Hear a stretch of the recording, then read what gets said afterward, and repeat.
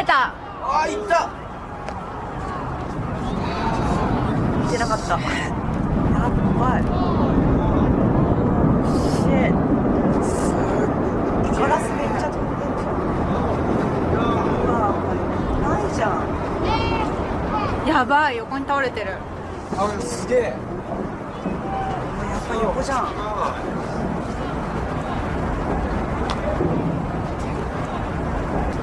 けどあんなに綺麗にさ、爆弾仕掛けてたのかな。爆弾じゃん。爆弾じゃなくないの？でもあんなに綺麗に崩れるのね。上が崩れただけで下まで。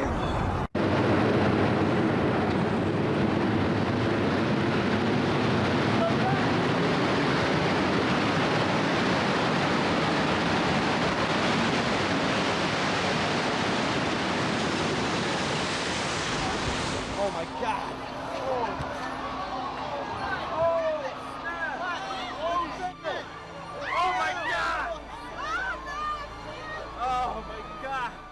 It took nearly 4.5 years to build the World Trade Center South Tower. But at 9:59 a.m. on September 11th, 2001, it only took 12 seconds for the 110-story building to fall.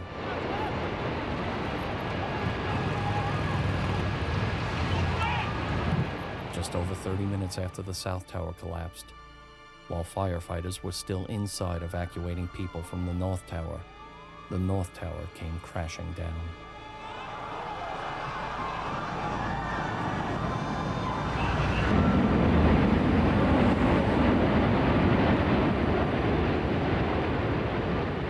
Heard a rumble. I thought it was some more jets coming in, and I looked up, and the North Tower was starting to collapse. Turned around, ran as far north as I could. Whoa!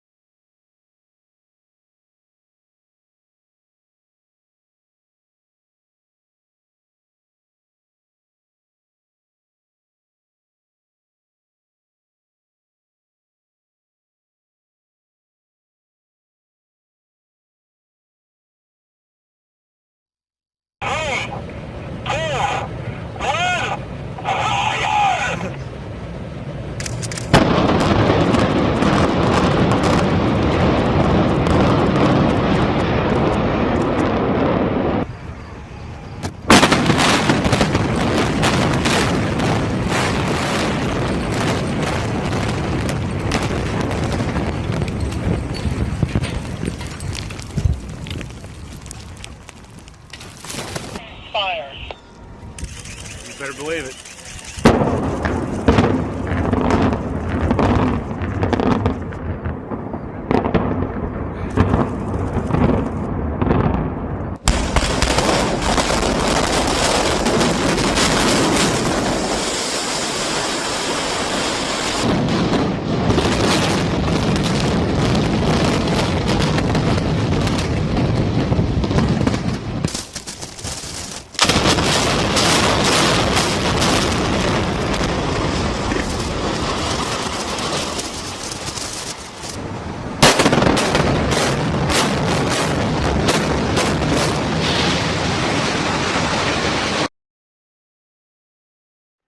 Video cameras caught trucks arriving at the World Trade Center from about August 23rd until every night until about September 2nd, September 3rd.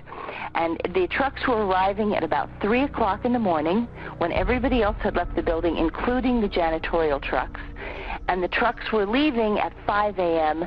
right before the AAA personalities of Wall Street got to work to start their day. Something was brought into that building that would help with the detonation. There may have been work done on the detonation before. It may have been going on for months, but whatever they needed at the very end, they came and brought in that 10-day period. That's what we think happened. My name's Tom Sullivan. I worked for Controlled Demolition Incorporated, CDI, the top-rated explosive demolition firm in the world, owned by the Loiseau family during the years surrounding 9/11.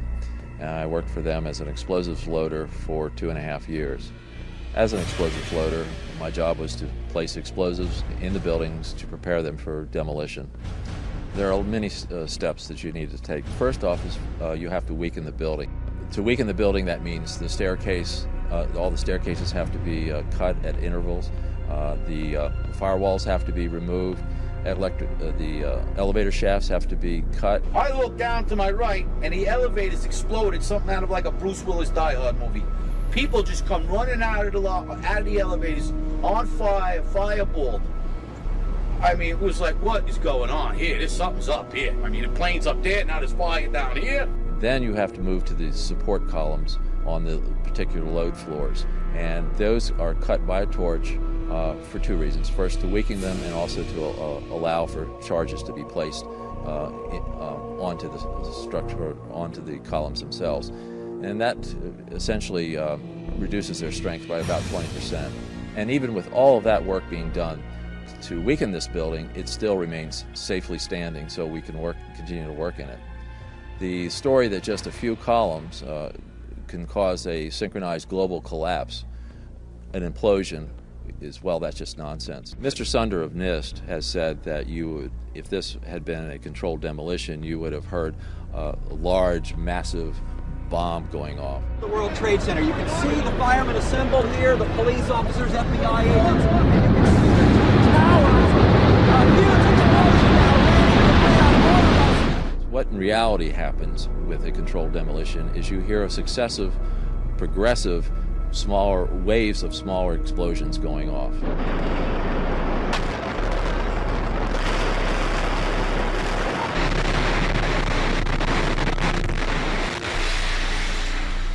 In the case of thermite cutting charges, you would have heard far less noise, since they are worked by thermal heating, melting of the steel, rather than an explosive cutting as in RDX charges. I knew from day one that this was a controlled event.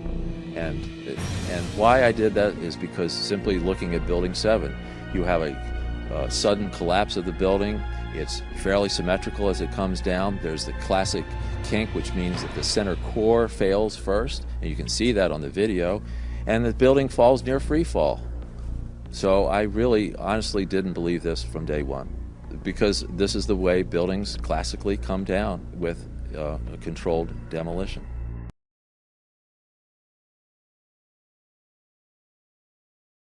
Did we get on that? I had one.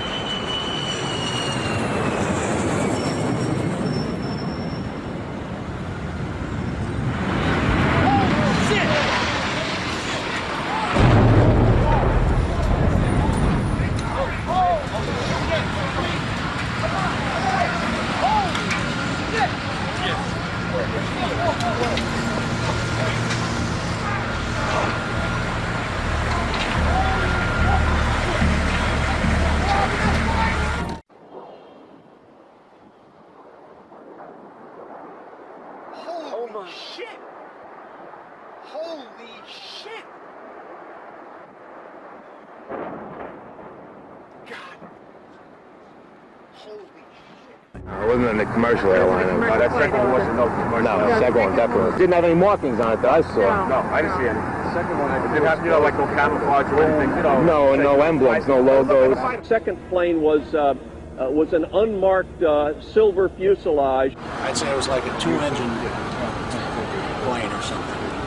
But it didn't look like an airliner to me because it was black.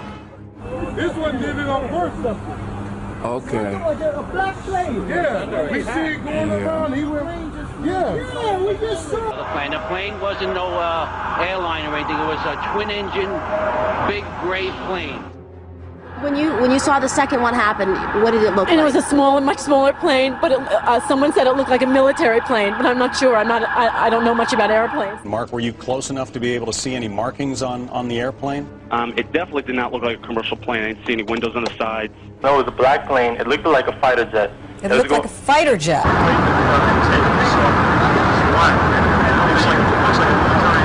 and it didn't look like a commercial jet.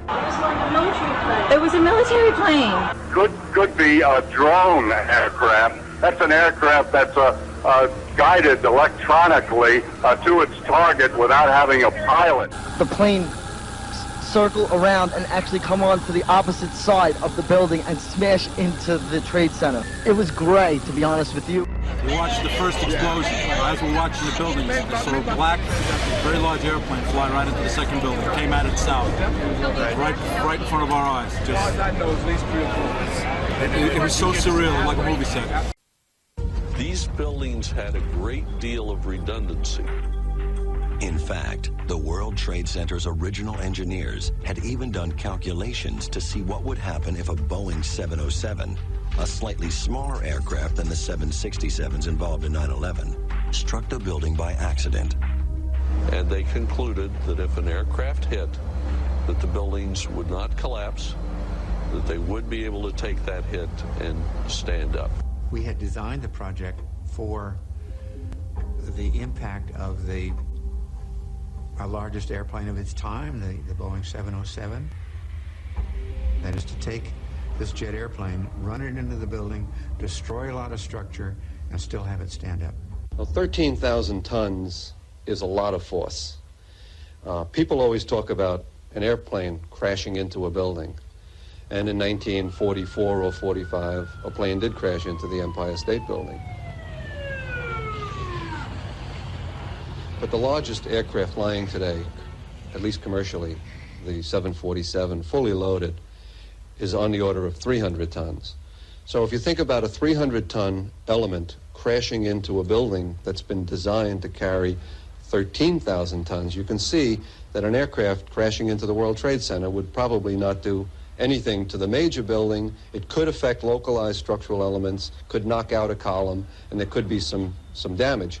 But as far as a plane knocking a building over of that type, that would not happen.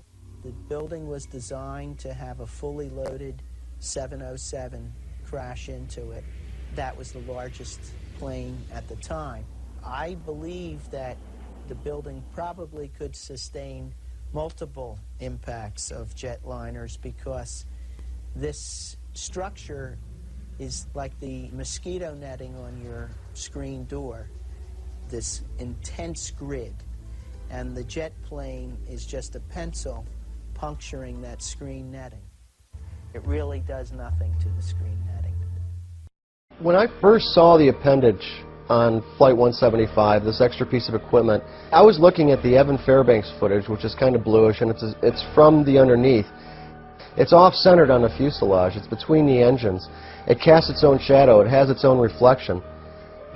And when I saw this, I thought somebody's had to have photoshopped this, and I wanted to get other sources to make sure that it wasn't just a product of Photoshop. It was in all the CNN footage when you took their videos and did freeze frames. It was definitely a three-dimensional piece of equipment. It definitely has nothing to do with Photoshop, and it shouldn't be there. Anybody can see the other piece of equipment right there in the center line on the starboard side of that fuselage. It can't be anything other than an external piece of equipment. Looking for more video evidence, right at ground zero, Deb Simon and I went down to New York City one day and buying all the pictures from street vendors we could find, we found a picture which I believe is Rob Howard's photograph, but it was a 35mm print. And I was tickled because you could clearly see, the appendage on the bottom. This is not normal for an aircraft. This is not normal for what we should be seeing on Flight 175. All the recorded sources, all the different photographic evidence that was produced by CNN and ABC, they all show this pod. It's there. You can see it with your own eyes. And in my professional opinion, that there was a pod attached to the bottom of that aircraft, and therefore it was not United Airlines Flight 175. One of the things that jumped out at me when I looked at the footage of the video of Flight 175 as it went into the World Trade Center is it appeared to me that there was something on the under fuselage of that aircraft that did not belong there, at least not with a commercial airliner. Now, I'll tell you where I have seen attachments that look like that on military aircraft. So the question you have to answer now is, was that the commercial airliner that hit the World Trade Center, or possibly was it an aircraft that looked very similar but was a military type airplane? After compiling a lot of the photographs and a lot of video regarding Flight 175, and there's some CNN footage that shows the whole side of the plane lighting up. And just as the aircraft is penetrating the World Trade Center, there's this bright anomalous event. It's like an orange flash, you know, off to the right of the fuselage. The bottom of that aircraft was exposed so that there was a large flash just prior to impact with the building. There was a large flash, so large that it lit up the side of the fuselage of that aircraft. It wasn't just a small spark. There's been some discussion of just exactly what produced this flash. Some of the scenarios have been talked about have been reflection, or sparks, or static discharge, or possibly an incendiary attached to the aircraft. This flash is produced in the shadow of the wing, so I don't think it could have been a reflection. As far as the possibility of sparks during penetration, the radome of the aircraft is a composite material. It's not metal per se. The wings are metal. They didn't produce sparks as they penetrated. So I don't believe they were sparks. As far as the static discharge, the 767, all aircraft have attached to the airframe what's called static wicks that are there to dissipate any static charges that could be produced on an aircraft in flight. In all my years of flying, the only time an aircraft has been statically charged is when you're flying for extended periods in precipitation. September the 11th was a perfectly clear early fall day without any clouds in the sky, so I don't think these aircraft would have been statically charged by precipitation. And then the other item, or possible explanation, would have been an incendiary. And I do believe that this is what the source of the flash was. This flash is produced right in line where the pod was attached. Look at the footage in very slow motion. You can step through the footage with your pause still button on a DVD, and as this aircraft penetrates, you see the enlarged, torn area, facade where this pod was attached. All this evidence indicates to me that it was not a reflection or sparks or static discharge, but I think it was an incendiary that was associated with the pod that was attached. Well, the pod could have been a number of things. It could have been even a missile attached. It could have been some kind of explosive attached. But whatever it was, it didn't belong there on a commercial flight. Did the pod have anything to do with the flash? I can't answer it, but I can say this.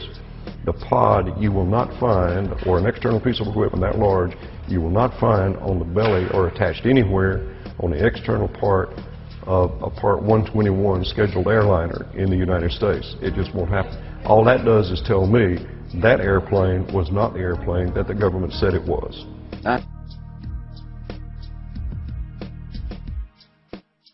Indeed, the flash couldn't have been the result of a box cutter. So if the flash was the result of an incendiary device, how does that fit into a terrorist hijacking scenario at all? And if, as Colonel Nelson has proposed, there was extra equipment attached to the belly of the plane that hit the South Tower, how could that have been United Airlines Flight 175, or any other commercial airliner for that matter? Keep in mind that these planes disappeared for nearly a half an hour, surely enough time to substitute a drone in place of commercial aircraft, as was proposed in the 1962 Northwoods document.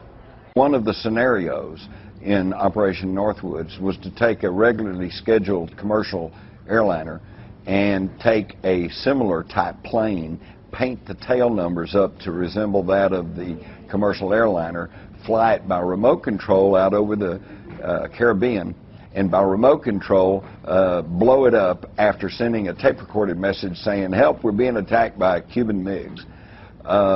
This was in 1962. I think we had a very sophisticated, more modern version of that plan happen on September the 11th, 2001.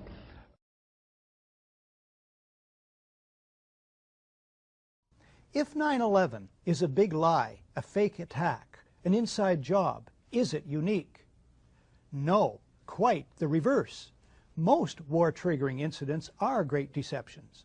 The Mexican-American War, the Spanish-American War, the attack on Pearl Harbor, all involved secretly contrived attacks on Americans planned or encouraged by American presidents.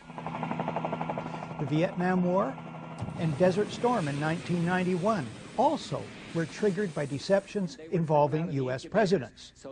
If 9/11 is not such a deception, it's an exception to the rule. Most people want peace most of the time. That's a problem for rulers bent on war. History teaches that rulers arranging for their country to be attacked or appear to be attacked is the fastest method for these rulers to get their way when they want war. Consider only 3 cases, starting with this book, Body of Secrets. Author James Bamford is a former Washington investigative producer for ABC's World News Tonight with Peter Jennings. I learned of this book on ABC's website. Bamford's information comes from interviews with, for instance, the former dean of the U.S. intelligence community, and from government documents. It takes 80 pages to list Bamford's more than 600 information sources. Here's the story. It's 1962.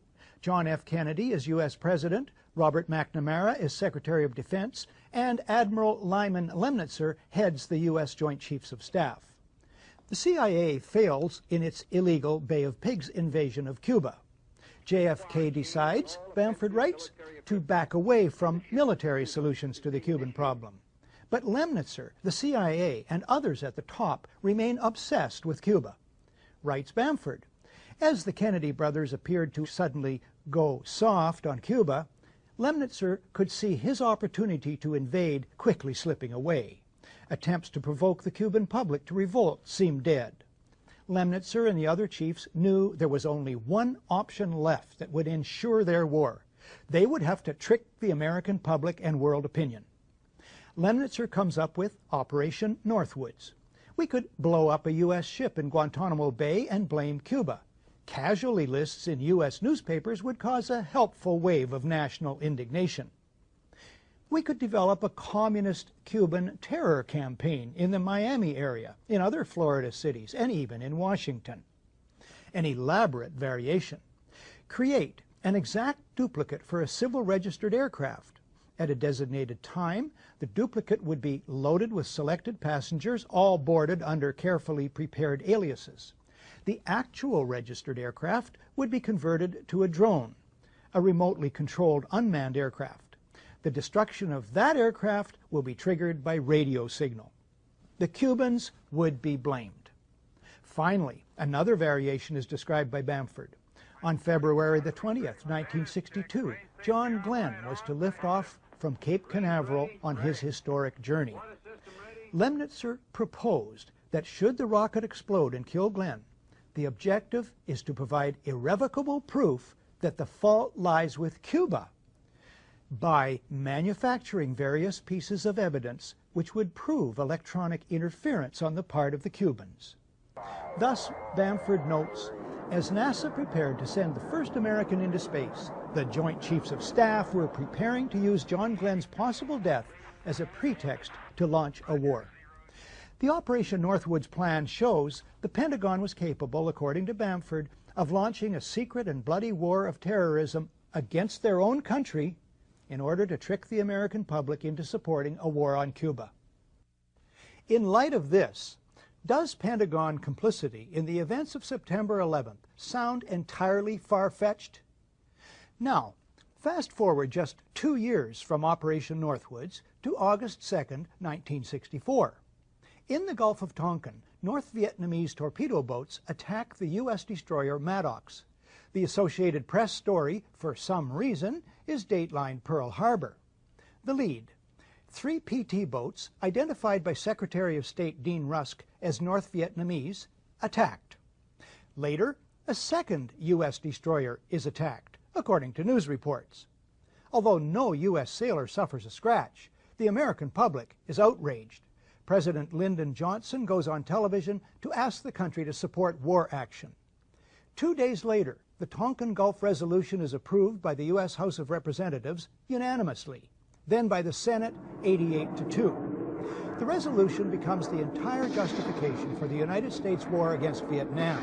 Before that's over, 58,000 American soldiers and 3 million Vietnamese die.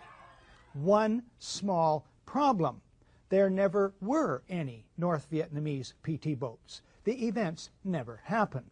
As Secretary of State Rusk, the President, and Defense Secretary Robert McNamara well know. They know because they planned the entire deception. One source for this is former Admiral James Stockdale in his book, In Love and War. On the night in question, Stockdale is at the controls of a fighter jet flying cover for the 2 destroyers. He sees nothing. Another source is Ben Bradlee, much respected former managing editor of the Washington Post. Bradlee, in a public lecture in England in April 1987, states, "The facts behind this critically important resolution were quite simply lies." Fast forward again to August 2nd, 1990. Iraq attacks Kuwait, claiming the Kuwaitis are slant drilling into Iraq's oil fields. U.S. President George Herbert Walker Bush pushes for a land war against Iraq, but polls show the U.S. public is split 50-50 on that idea. Then comes this eyewitness testimony before a congressional committee from a 15-year-old Kuwaiti girl. The claim is she cannot be identified for fear of reprisals. While I was there, I saw the Iraqi soldiers come into the hospital with guns. They took the babies out of the incubators, and left the children to die on the cold floor. The U.S. public is outraged. The result? Support for land war zooms. It's a turning point. Desert Storm is launched. 135,000 Iraqis are killed. An estimated 1 million Iraqis, many of them children and old people, then die as a result of 10 years of sanctions. One small problem: there never were any incubator baby deaths, not one. The Canadian Broadcasting Corporation's investigative flagship program, The Fifth Estate, reveals the girl to be the Kuwaiti ambassador's daughter, given her lines and coached in acting by the giant American PR firm Hill & Knowlton. It's one phase in a $10 million joint U.S.-Kuwaiti campaign of deception. This man is lying. I myself buried 14 newborn babies that had been taken from their incubators. This man is lying. And they had kids in incubators, and they were thrown out of the incubators so that Kuwait could be systematically dismantled. There were a lot of people who participated in a conspiracy. Yes, an out-and-out conspiracy of fake organizations, false documents, fraud, and disinformation. So, if a new man named Bush is in the White House and helps engineer a brazen deception in order to achieve global geopolitical goals as well as domestic and personal ones, it wouldn't be a first, would it? I am Major General Albert Stubblebine. I am retired Army Major General. In my last assignment, my last command, I was responsible for all of the Army's strategic intelligence forces around the world. I had responsibility for the signals intelligence, photo intelligence, counterintelligence, human intelligence. They all belong to me in my last assignment. I was supposed to find out what the enemy was doing before the enemy did it so that we could take action against the enemy. That's intelligence, okay? Before the fact. So we always rely not on a single piece of data before we make a statement, but on multiple. And the more pieces of data that you have that correlate, the better you know exactly what is going on. So I have had a lot of experience in looking at photographs. I have looked at many, many different kinds of photographs from many, many different platforms on many, many different countries around the world. Okay, so on September the 11th in 2001, what hit the Pentagon? I don't know exactly what hit it, but I do know from the photographs that I have analyzed and looked at very, very carefully, it was not an airplane. What made you believe that? Well, for one thing, if you look at the hole that was made in the Pentagon, the nose penetrated far enough so that there should have been wing marks on the walls of the Pentagon. I have been unable to find those wing marks. So where were they? Did this vessel, vehicle, or whatever it was, have wings? Apparently not, because if it had had wings, they would have made marks on the side of the Pentagon.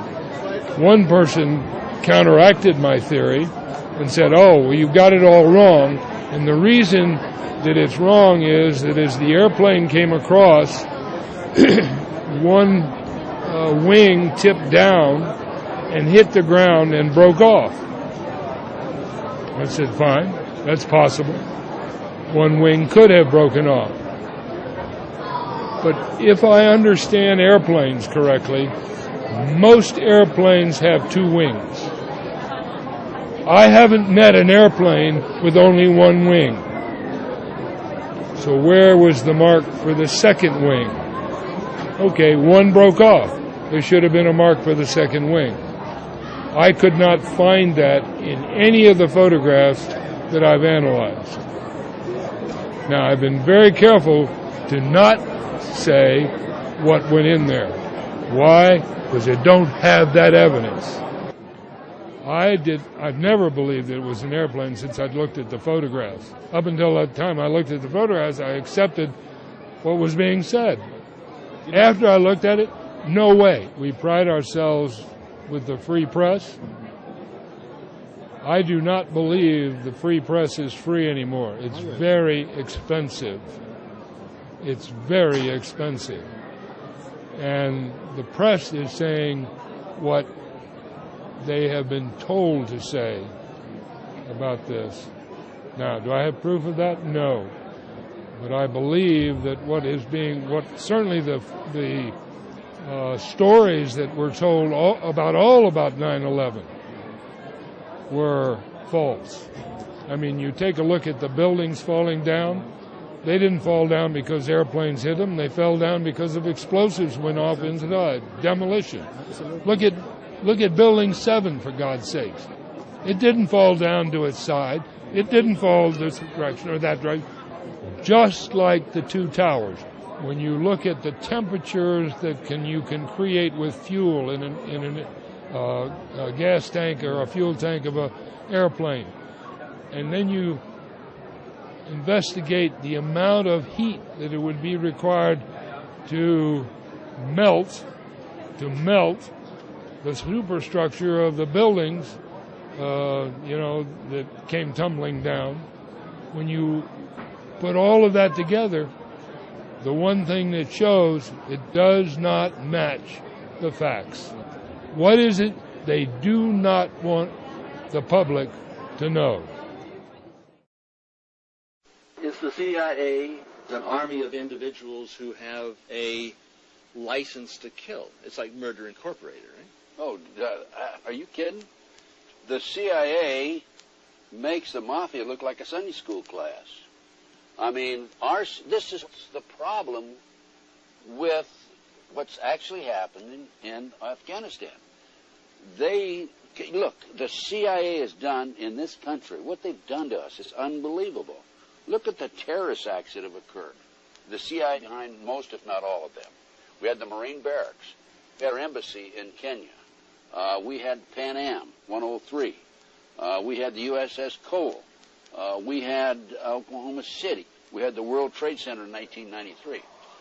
Our government was involved in some of those. I can't say all of them because I don't know, but I do have documentation that there was government implication in some of these. And we'll discuss them as we go. Well, Ted, the people out there, I mean, did you know that the World Trade Center went up when it was bombed internally? That it all was put together by an organization called the FBI.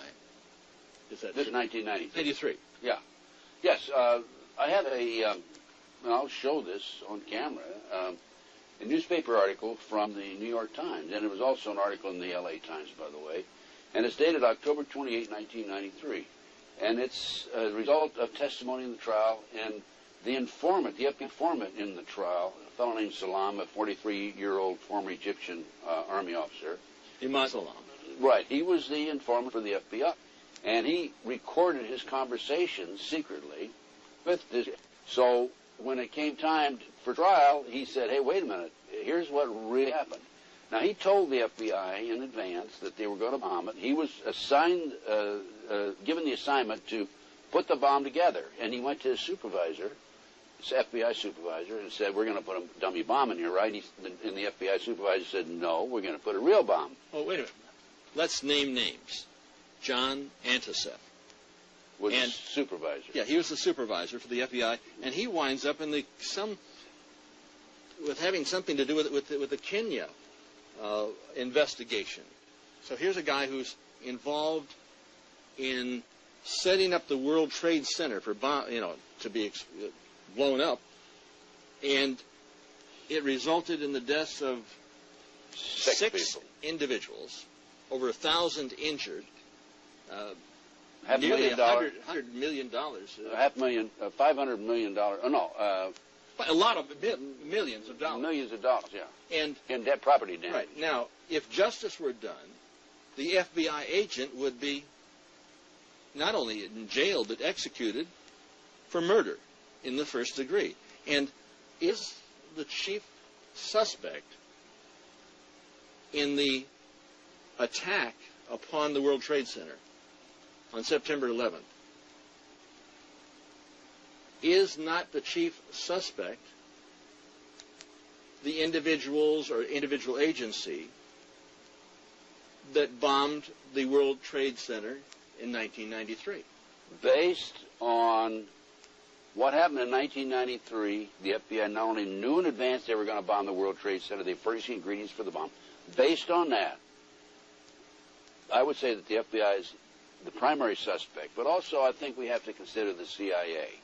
And the reason you have to consider the CIA is because when you skyjack 4 airplanes simultaneously with 19 skyjackers, that is no small operation. That took years to plan, number one, and hundreds of people had to know about it in advance. Now, our government, NSA, was monitoring bin Laden's phone calls in February 1998. Are you going to tell me for 1 minute that we didn't know about this in advance? The CIA had to know about it. The FBI had to know about it. The Mossad had to know about it. Now, MI5, British intelligence, had to know about it. The CIA knows about it. The FBI knows about it. The commander-in-chief, the president, would have to know about it. Of course he does.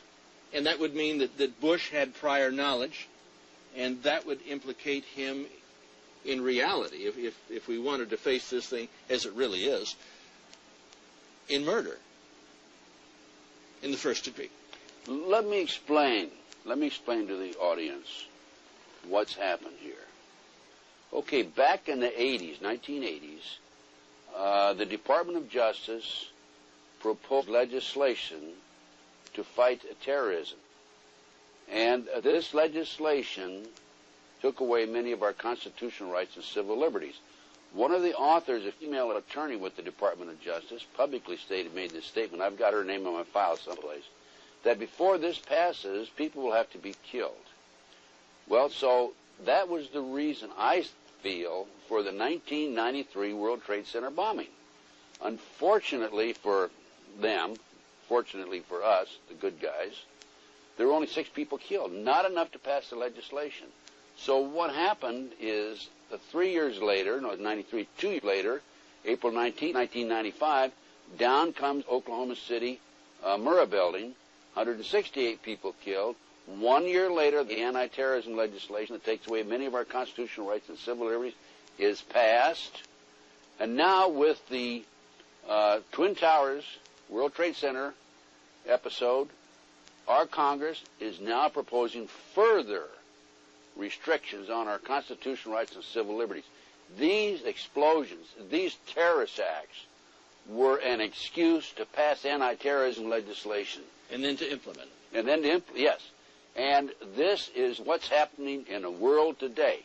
And that's why our intelligence people are not only knew about in advance, but probably involved. There's no question. You cannot possibly have an operation of this magnitude without our people knowing about it. Now, our government, the FBI. When you say our government, and I got to challenge it. This isn't our government. Well, it's the banksters' government because they control both political parties. The government knows the what, where, why, and when, and how. And I had a FBI supervisor brag about this to somebody else, and it got back to me, of every patriot and every militia in the United States.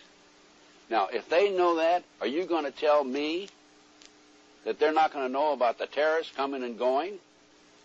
By the way, this operation, based on information that's come out since the attack, the terrorist attack, was planned in England, London, England. The training took place in Afghanistan and in the United States. And these terrorists came in and took pilot training here. And as I said earlier, bin Laden's phone conversations were monitored, according to the press, in February 1998. Are you going to say they didn't monitor them after that? No. Well, wait a minute, no. The NSA employs probably 150,000 people. I don't know what their payroll is. I mean, it's the number of personnel. But they have taps on virtually everybody in America. This was part of the anti-terrorism legislation that was passed after Oklahoma City. Well, that's exactly what Adolf Hitler did when he burnt down the Reichstag. Well, why do you think? Senator Mark Dayton of Minnesota officially complained. And their commission testimony 20 months later covered up those truths. They lied to the American people, they lied to Congress, and they lied to your 9/11 Commission. Senator Dayton gave a few examples of the lies that NORAD told the official inquiry. NORAD issued an official chronology which stated that the FAA notified NORAD of the second hijacking at 8:43. Wrong. FAA notified NORAD of the third hijacking at 9:24. According to your report, wrong. FAA notified NORAD of the fourth hijacking at an unspecified time, and that prior to the crash in Pennsylvania, Langley F-16 Combat Air Patrol planes were in place, remaining in place to protect Washington, D.C. All untrue. He pointed out that the Commission's report actually admits that NORAD lied, in effect committing perjury. And in that testimony before you, NORAD officials stated also that at 9:24 they received notice of the hijacking of the third plane, American Flight 77. Also untrue according to your report. But what I find much more shocking and alarming were the repeated and catastrophic failures of the leaders in charge and the other people responsible to do their jobs, to follow established procedures, to follow direct orders from civilian and military commanders. And then they failed to tell us the truth later. Just one example of their extreme incompetence is that NORAD sent our fighter jets in the wrong direction. NORAD Mission Commander ordered his only 3 other planes on alert in Virginia to scramble and fly north to Baltimore. Minutes later, when he was told that a plane was approaching Washington, he learned that the planes were flying east over the Atlantic Ocean, away from Baltimore and Washington. So that when the third plane struck the Pentagon, NORAD's fighters were 150 miles away, farther than they were before they took off.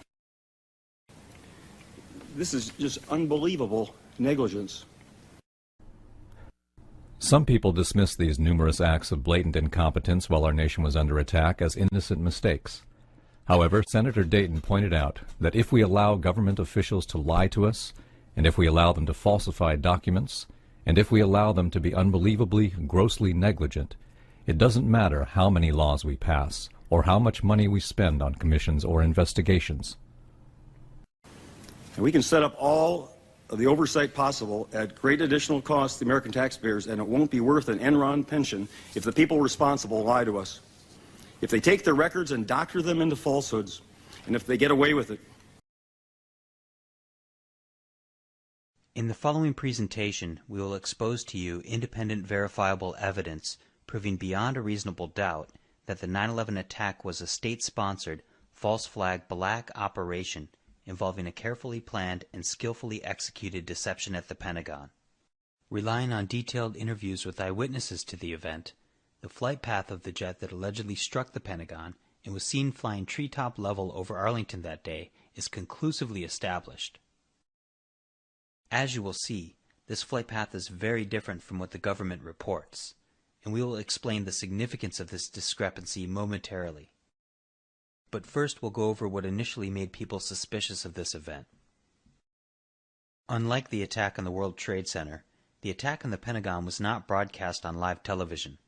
In fact, within the first hours of the attack, the FBI had confiscated video footage from dozens of locations, the vast majority of which has never been released. All of the images that the public does have were taken in the aftermath of the event. These available images left many puzzled as to how the damage could have been caused by the impact of a Boeing 757. There was a distinct lack of visible airplane debris on the lawn in front of the building, and very little reported inside. Although a relatively few amount of scraps and plane parts were photographed, none have been positively identified as belonging to Flight 77 or tail number N644AA, and there were no photographs of large fuselage sections, wings, or recognizable pieces of the tail, as is usually the case after a plane crash. Additionally, although this image of the damage after the roof collapsed is typically what is used by the media, the pre-collapse damage of the building seemed incompatible with the dimensions of a 757. Windows were still intact where the vertical stabilizer would have hit. Although these windows were considered blast-proof, it's not reasonable to suggest that they would be 757 proof. Oddly, just beneath these windows, right in the center of the hole, column 14AA on the second floor remained intact. The columns in the area where the right wing and engine would have entered appeared to have been blown up and out, as opposed to having been pushed in, as would be expected if a plane had impacted. The damage is primarily at ground level, indicating that the massive Boeing would had to have slid on its belly into the bottom floor of the building with the huge RB-211 engines digging into the concrete, and yet there is a conspicuous lack of damage to the foundation in all of the aftermath photos. The following plane crash examples show how damage and charring is to be expected.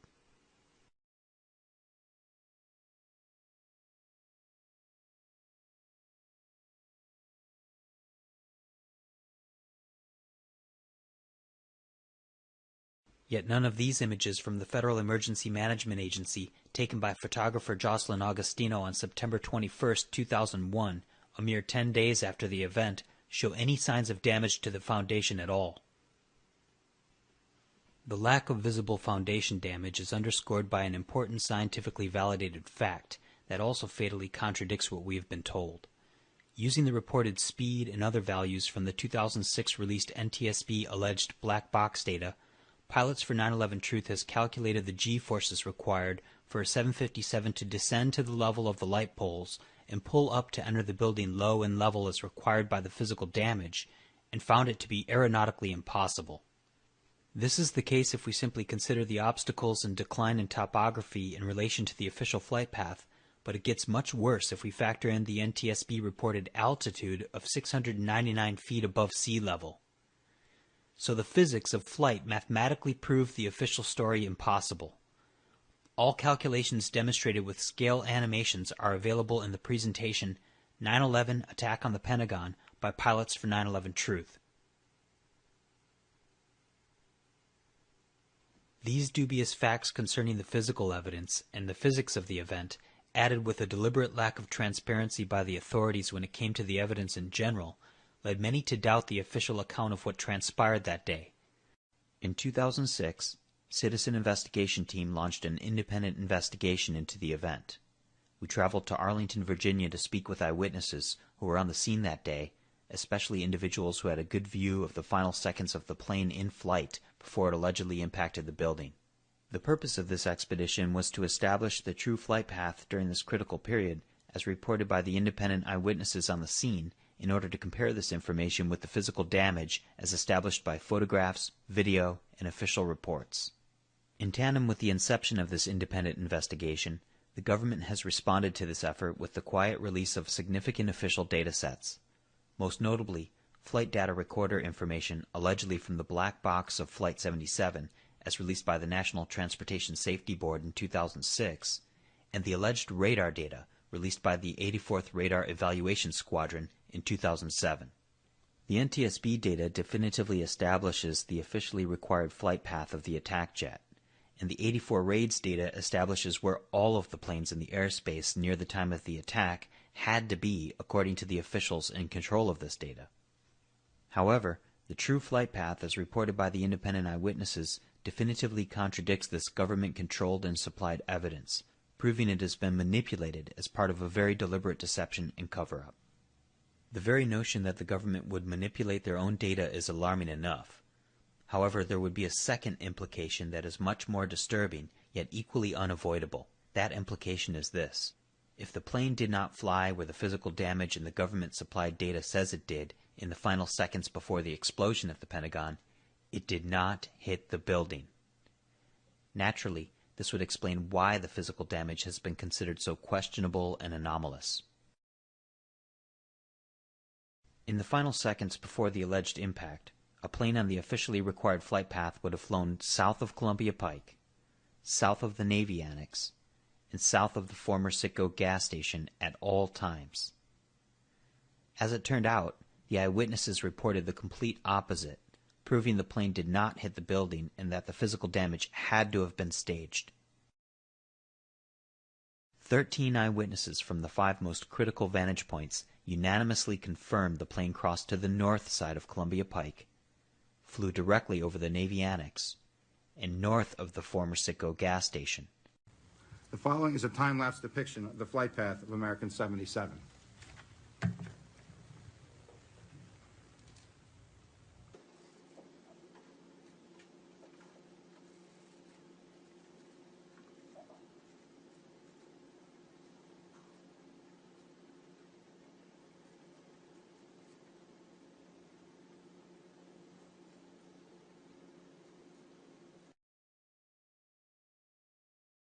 South of the Navy Annex and south of the former Citgo.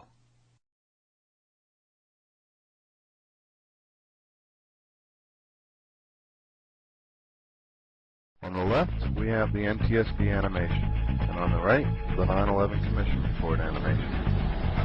Let's see if they match.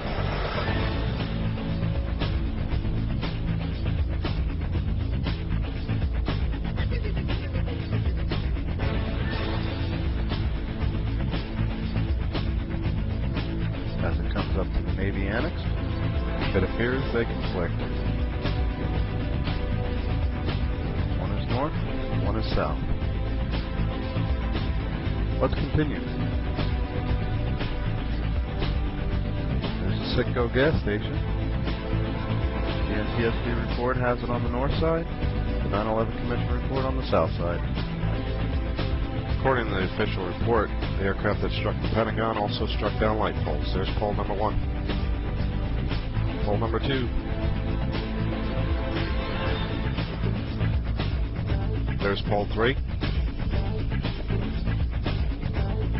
Pole number 4. there's pole 5. And if we compare that to the animation provided by the NTSB, poles 1 and 2.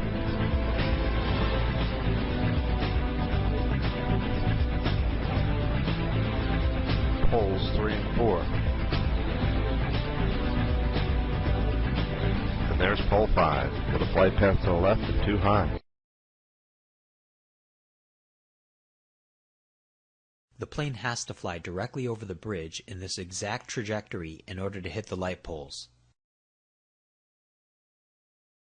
Light pole 1 on the south edge of the bridge allegedly speared the windshield of Lloyd England's taxicab. Light pole 2 on the north edge of the bridge was hidden on a steep hill in the bushes, completely unnoticeable to passing motorists. Light pole 3 was off to the side in the median of a cloverleaf exit ramp. Light pole 4 was concealed on a decline with a guardrail in front of it. Light pole 5 was also concealed on a decline. So the exact location of the light poles is only acknowledged by corporate proxy, as they have failed to address this in any official report. In fact, the Virginia Department of Transportation is in control of light pole maintenance, and when asked via Freedom of Information Act requests, they denied having any documentation as to the exact location of the poles that were allegedly downed on 9/11 and later replaced. The reason the exact location of the downed light poles and taxicab is so important is because it establishes the required location and trajectory of the plane down to the foot. Even a minor deviation in approach would have left one or some of the light poles untouched and resulted in a different damage pattern. Despite a clear effort by the officials to not report on the light poles and keep the specific details ambiguous, their exact location has been independently established by the photographic evidence, as just demonstrated by defense contractor integrated consultants, and further demonstrated by this image taken before the attacks in May of 2000, showing pole numbers 1 and 2 intact on either side of the bridge. In this image from 9/11, both poles are downed.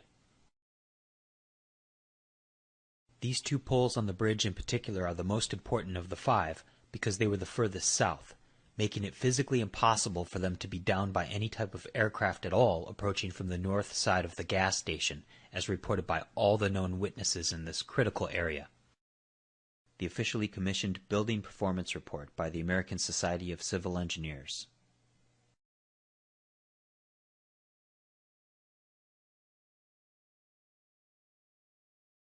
They published the following images depicting a southern approach angle of the plane.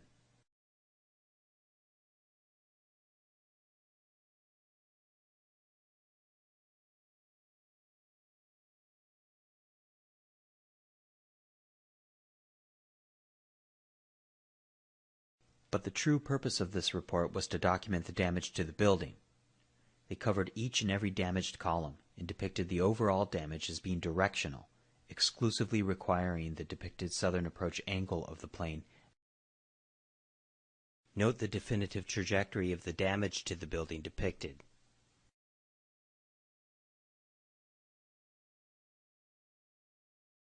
Starting with the anomalous alleged impact into the outer facade of the building's E-ring, ending with the curious, almost perfectly round alleged exit hole in the C-ring.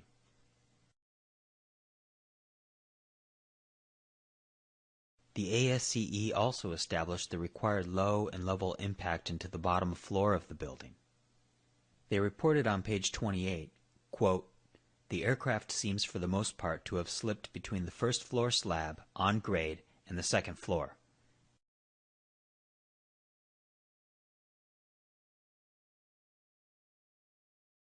Note how they depict more than half of the left engine burrowing into the foundation that photographic evidence shows was left undamaged. Yet they didn't depict or report any foundation damage.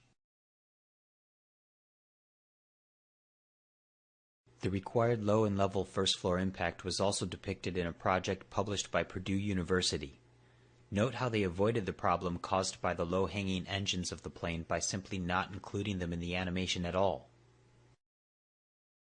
The plane absolutely has to be south of the Navy Annex, south of the gas station, and directly over the Route 27 overpass bridge to hit the light poles and cause the low and level directional damage to the building is documented and reported. There is no room for error in the official flight path at all, so these critical details should have been easily confirmed by the witnesses. But as you are about to see for yourself, they independently and unanimously reported the opposite, proving the plane could not have caused the physical damage. Virtually all of the following first-hand witness accounts were video recorded on location, and they have been categorized into 5 separate and opposing vantage points. Many of these same witnesses were officially recorded by the Center for Military History or the Library of Congress only weeks after the event, placing the plane in the same location. This eliminates the notion that their accounts are inaccurate from faded memory due to the amount of time between the event and their recorded independent interviews a few years later. The independent interviews in this presentation have been edited for conciseness, but the complete interviews, as well as the transcripts and recordings of all referenced official interviews, are available to view for free at citizeninvestigationteam.com. Vantage point number 1, from the south side of the Navy Annex.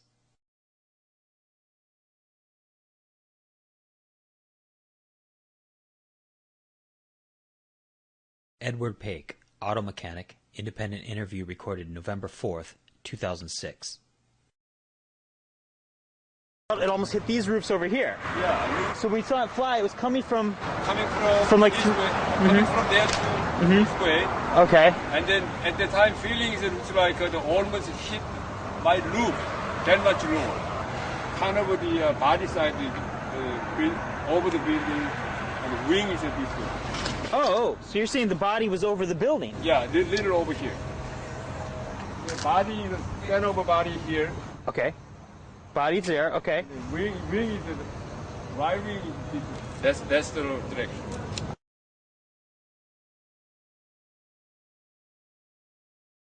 All of Ed's illustrations have the entire plane crossing to the north side of Columbia Pike, headed directly over the Navy Annex.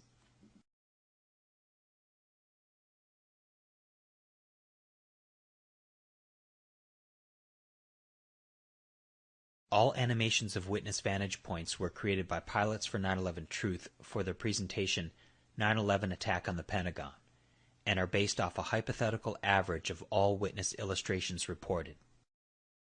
This is a reconstruction of what Ed describes. Note how the aircraft continues directly over the Navy Annex as illustrated by Edward. If the aircraft were on the south path, as required by the physical damage in official data, this is what Ed would have seen from his position. Ed does not describe anything as such, and has the entire plane on the north side of Columbia Pike, and directly over the Navy Annex, where it was picked up by the next witness, who is an aviator, adding professional credibility to his account. Terry Marin, Program Manager for Sparta Inc. at the Navy Annex.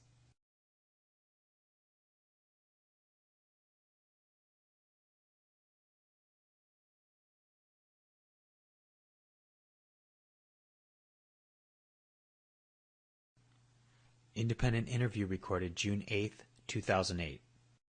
The bottom line is, I was an aviator. I know what an airplane is. I can tell you one thing. There was one of the conspiracy articles, had, it was about 737s.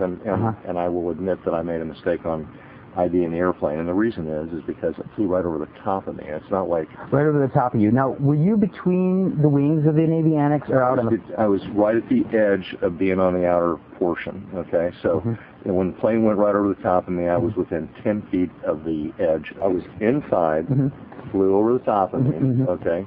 And which is like, it's right on the edge and I'm right here, okay? I then, because I'd already heard about the Twin Towers. Immediately, if the Air Force Memorial had been built, the airplane would have ran into it. Okay, yeah. That's along the lines with where everyone else we talked to saw the plane. Now, how long of a period of time are we talking? Oh, God. What, 13, 18 seconds? 13, 18 seconds, that much? Well, yeah, he was flying 350, 400 knots. I say 13 seconds as an aviator flying 500 knots. He wasn't flying 500 knots. It wasn't? Oh, no. He was 350. Something like that. The relatively slow speed as described by this professionally qualified witness does not match the 460 knots as reported by the NTSB. Let me ask you this. What are the chances that the plane was actually on the south side of Columbia Pike completely, or on the south side of the VDOT? No frippin' way. No frippin' way. No frippin' way. He was right over the top of me. You're 100% certain that it was over the top of the Navy Annex? I am. He is on the edge of the Naval Annex. The plane itself would be on the north side of Columbia Pike at that point.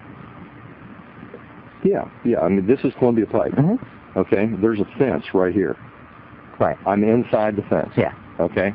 But he went right over the top. So you're saying the entire plane then, including the right wing? Is the right wing hanging a little bit? I mean, there's only how much? No, I'm saying over to the north side of Columbia Pike. Maybe it's hanging over the Navy Annex, but there's no way it was the plane itself, or even the right wing was on the south side of Columbia Pike? Nope. Officer Chadwick Brooks, Pentagon Police. Library of Congress interview recorded November 25th, 2001. Independent interview recorded November 7th, 2006. What side of the station did you see the plane fly over? Okay, actually from the front of the station. From the front of the station, exactly where we were at earlier, where the yellow Jersey barrier. Okay, was it more on the, when we're facing the station, more on the north side or to the left? No, it was more to the left. More to the left, okay. And was the plane, the entire plane to the left of the station, or maybe portion of it over the canopy of the station? No, it was more towards the left. It was the entire plane was to the left station, the wing and everything. Correct. Okay. During this point right here, we were able to see everything. We were able to see everything.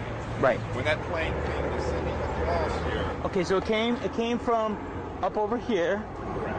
See where the trees are at? Yeah. Where the trees are at? And it was descending. Correct. It was descending. By then it had already been descending. Okay, it was so basically doing a straight line. It was a straight line towards the Pentagon. By then it was actually en route, and it was a straight line. This is an approximate reconstruction of the event when considering Brooks's statements and observations of the plane on the north side. Here is what it would have looked like for him with the plane on the official southern approach. Once again, this would place him on the complete opposite side of the aircraft from his crucial perspective, a ridiculous and virtually impossible mistake for anyone to make, let alone a federal officer who is professionally trained to observe and report. Of course, all the other witnesses in this area prove that he was not mistaken about this simple detail.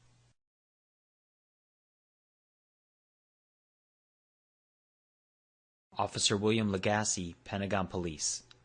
Library of Congress interview recorded December 4th, 2001. Independent interview recorded November 7th, 2006. Where did you see the plane coming from exactly? What direction? Did you see it approaching? Well, I saw it, like I said, from, if you look here where Arlington Cemetery is, right about where those transformers are, yeah, that's the first place I saw it. It cleared all these lampposts, or cleared all the light posts. So it was heading towards you, coming from Arlington Cemetery, over there? No. It was heading from left to right. It came from LW2 area. So you're saying it was it came from to the north side of the Navy Annex, even? Yes. Now what it did before those transformers, I don't know, because that's the first place I really saw it, was right there. But it was not coming towards me. It was coming from left to right, or from east, or from west to east.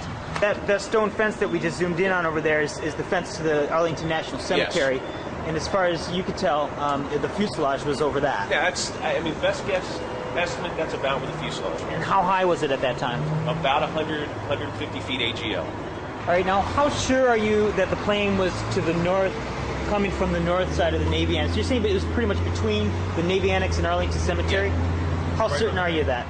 100%. Bet my life on it. 100%. Bet my life on it. Okay, I forgot to get you to draw where you saw the flight path coming, Sergeant Lagasse. From out of here. Okay, yeah, make that nice and thick for me.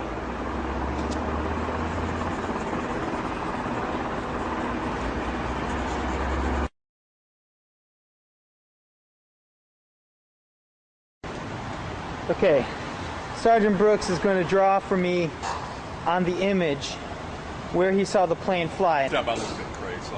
Okay, absolutely. He's going over here to the north side from where he remembers it flying.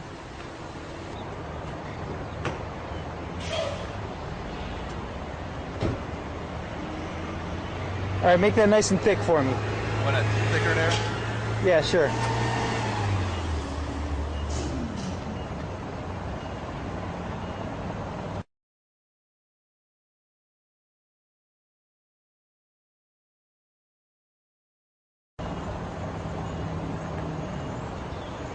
I think that's pretty close. That's damn near perfect from what I saw. And we've never, for the record, we've never talked to each other about this at all. So neither of you guys have even really talked about this with each other. Never talked. Never in all these 5 years, and you both independently drew the flight path line pretty much exact. I know. The way this has been going, who knew what he was going to put down there, because he was in a different location looking over. But it's right there, which makes me feel good about the way I remembered it. So you're both pretty much 100% certain that that's what you remember the flight path from? From different locations, yes. Now let me ask you this. This is going to sound kind of silly. What are the odds that both of you are mistaken as far as the fact that the plane was on this side of the station and that the plane actually came from the south side of the station? I tell you right now, you can't say more than 100% because there's no way it was anywhere other than where I said it was. What about you? Again, something like that, something of that magnitude. So to reverse that question, what's the percentage chance that the plane was actually on the south side of the station? 0 chance? Is there less than 0%? It would be impossible for me to have seen through the building, over the roof, to see the plane. Officer Lagasse bets his life that he saw the aircraft pass to the north of him. Some have argued that Lagasse may have been mistaken due to the length of time between September 11th and his interview filmed on location.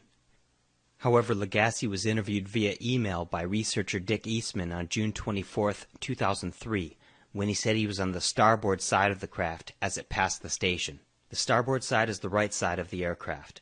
The only way Lagasse could have been on the starboard side is if the aircraft was on the north path, as corroborated by Officer Brooks and station employee Robert Tercios. Lagasse emphasizes the fact that the aircraft couldn't have been on the south path because the gas station itself would have been blocking his field of view, making it impossible for him to see. So it would be impossible for me to have seen through the building, over the roof, to see the plane. This is what a plane on the south path would have looked like from his location. It's just not feasible to suggest he could have been so wildly and drastically mistaken, and the notion that all of the witnesses at the station are so wildly mistaken in the exact same way is not even remotely conceivable. There's no way the plane was over here. If anything, the only indisputable fact is the angle was different, that it was closer this way. Mm-hmm. But it had to be on the side. It had to be on the north side. There's no way it was on the south side. I can't see. I don't have eyes in the back of my head. It should be noted that there is not a single witness on the station's property or anywhere in the near vicinity who contradicts them. Yet there are several more on record who corroborate them perfectly, but who were also in a position to see what the plane was doing as it approached, putting them in the perfect place to reveal more specific details about this crucial moment in the flight path. Witnesses independently and unanimously confirm a north side approach, fatal to all official data, reports, and the physical damage. All of these witnesses have worked in the area for many years and are extremely familiar with the topography and landmarks. Some have been officially documented reporting the same thing only weeks after the event, and others are aviation professionals and police officers who are therefore expert witnesses. Absolutely none of the independent witnesses willing to go on record have supported a south side approach. None of these witnesses were aware of the implications of where they saw the plane when they were interviewed. Since the release of their interviews in the public domain, all have been made aware of the implications, yet stand by their stories as reported, and none have claimed their accounts have been misrepresented. Most could not see the alleged impact point due to the complex topography and landscape, and admit to running, dropping, or flinching for cover, explaining why they did not see the plane flying away. But their independent and unanimous placement of the plane on the north side amounts to proof beyond a reasonable doubt that it did fly away without hitting the building. Although the witnesses presented so far did not see the plane flying away, we know that some did.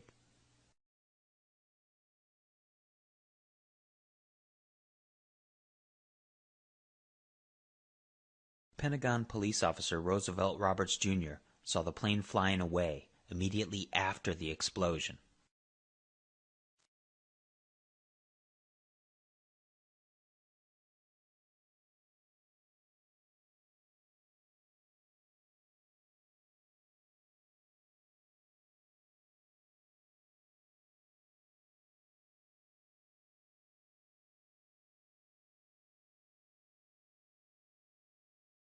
As unanimously demonstrated by the witnesses, the plane was nowhere near the 5 down light poles.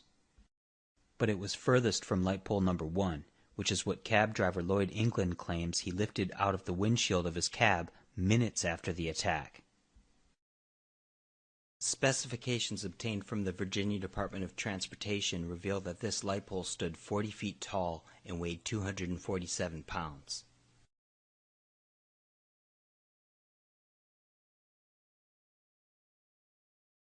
Not a single photograph exists showing the pole inside the cab. Not a single witness exists who says they saw the pole inside the cab or the cab driver removing the pole. Most importantly, they all say the plane was nowhere near the light poles. Yet Lloyd claims he came to a stop sideways on the road, with the over 30-foot-long light pole still sticking out over the hood. And that a silent stranger helped him remove the pole from the car. A car was coming, well, I guess you call it more or less a van, and I asked the guy, would he help me get the pole out? So he stopped, he never said a word. I said, man, it's mighty quiet, it's so quiet. And he never said a word. He helped me get the pole out. The pole happened to be bent when we pulled the pole out, and the pole was bent, and the bent part took me down to the ground. I fell down on my back, but I held the pole up and laid the pole down, and he got in his van and went on down the road. This would mean that a 90-ton Boeing traveling 530 miles per hour factored with the kinetic energy of the cab traveling about 40 miles per hour in the opposite direction,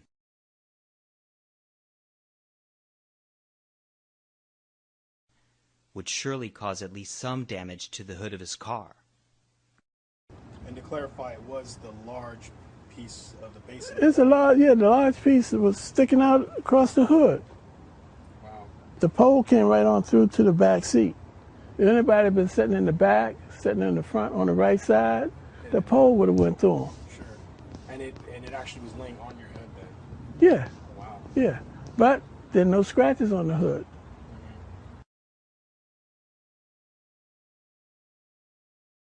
The sheer weight and length of the pole, in context with the physics of the scenario described by Lloyd, when compared with the total lack of damage to the hood of the cab, reveals a situation that is beyond implausible.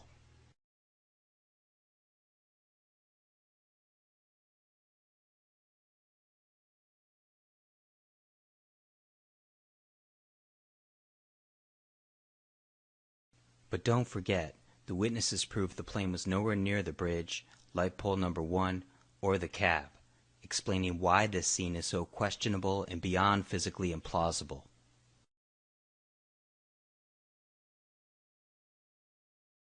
Lloyd was much more candid when he didn't realize he was being recorded. You know what his story is? Just what I said. You got to understand what you're saying.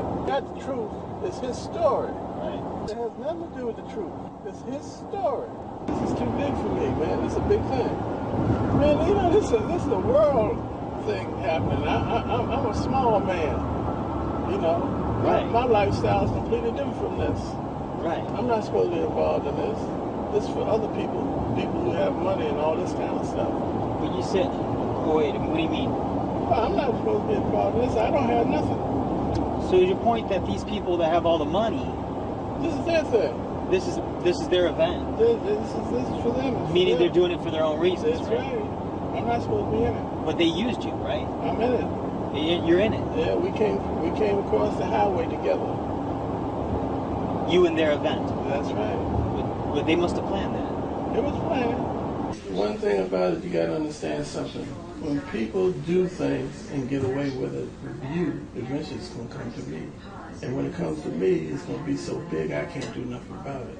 And when it comes to me, it's going to be so big I can't do nothing about it. So it has to be stopped in the beginning when it's small to keep it from spreading. Oh, absolutely, yeah. Lloyd, in essence, admitted his involvement in the 9/11 black operation, but he was cautious not to outright confess. He worked hard to distance himself from the planners, while admitting it was planned.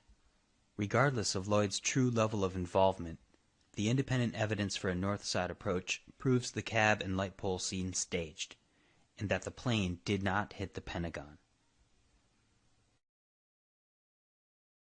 For a thorough analysis of the NTSB-released alleged flight data recorder exposing fatal anomalies, please see pilotsfor911truth.org.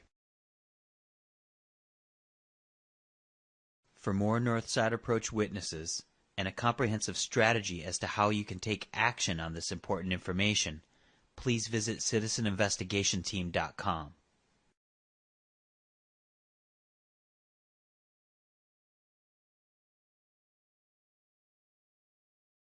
What you have just witnessed is conclusive evidence proving that the 9/11 attack on the Pentagon was a carefully planned and skillfully executed military deception. As shown, the evidence proves the plane actually flew directly over the Navy Annex and north of the former Citgo gas station, and therefore did not hit the light poles or the building. If you still do not understand why the north side approach proves the plane did not hit the building, please watch this video again and study the images. Again, a plane on this flight path cannot hit the light poles, show up low and level across the lawn as seen in the dubious surveillance video, and cause the directional external and internal damage leading to the curiously round C-ring hole outlined in the ASCE Building Performance Report. It is important to understand that, contrary to popular belief, the Pentagon is not located in the restricted airspace in Washington, D.C., but across the Potomac River in Arlington, Virginia. It is also about 1 mile from Reagan National Airport, so low-flying commercial jets are approaching and departing in the airspace over and near the building every few minutes all day every day. A plane making a steep ascent over the Potomac River is a very common sight.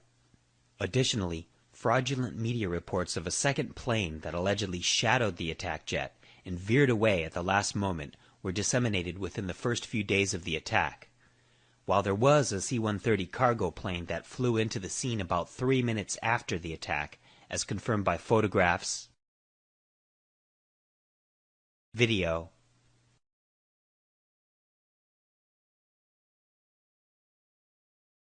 many eyewitnesses, and the pilot himself, Lieutenant Colonel Steve O'Brien, select media sources falsely reported accounts of this plane, implying and outright stating that it was in the airspace at the same time as the attack.